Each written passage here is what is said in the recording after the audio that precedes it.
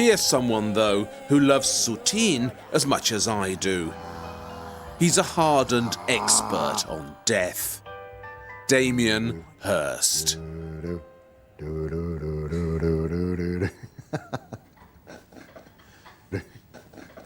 I'm always looking for ways to, make people face things that normally they wouldn't want to face. I suppose as a society we sweep death under the carpet, or try to, but it's one of the most natural things that occur, so you think that there must be a way that we should be able to deal with it.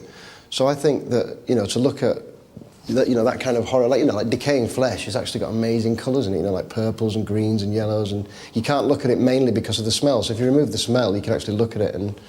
So you're consciously showing people kinds of beauty that they would have missed or that repulses them or something?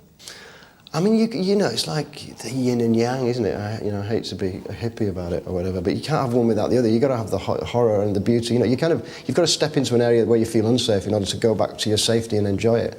But, you find beauty in the most unlikely places. I once saw a cow slaughtered in Turkey when I was on holiday once, and they cut its throat in the sun, and it's like the blood comes out, and it's like unbelievably day glow, like the colour of a fire engine. It's just such bright red, and you just really don't expect it. And that just colour, it assaults your senses without really giving you time to think. So I think to do that into a painting, you're almost like, you're hijacking people, or you're tricking them into facing things that, they might not want to face. But I think the things that, if you don't think about those kind of things, it means that you don't have as full a life. The inside of a mouth, the kind of red of the inside of an infected mouth looks like emeralds and rubies and things like that.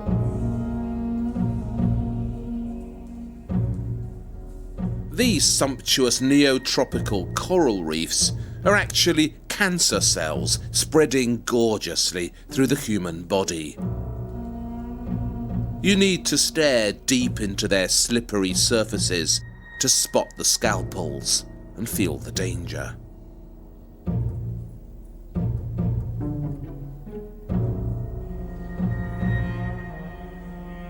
And Hirst's beautiful butterflies, with their tragic 24-hour lifespans, are having their moment in the sun.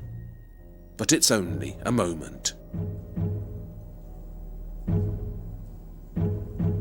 Animals have been important to your art. What is it about them that draws you to them? I don't know if it's animals. I think you can have a feeling of, especially in the world we live in, or in our society as well, it's like we feel more for animals in some way. You can have empathy in a way that you can't, like with humans.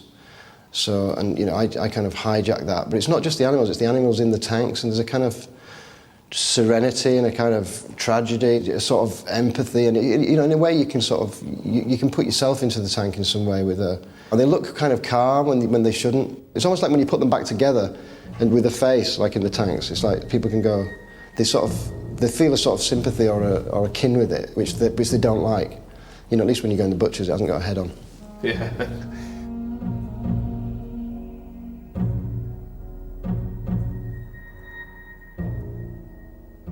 As an artist, I think you look for universal triggers. There are questions really for me, there are not answers. And I think, the questions of beauty, of taste, of, immortality, of love, of God, all those things, they're only questions, and they just revolve round and round. I made a sculpture called "And the Lord God Made Them All," which is all animals in a big glass case, skeletons, and I had an argument with the collector because I said I didn't believe in God, and they said, yes, you do. And it's like, because it's called "On the Lord," he said, you made that piece, of course you believe in God. So, but I want somebody who believes in God to be able to react to it, but also somebody who doesn't believe in God.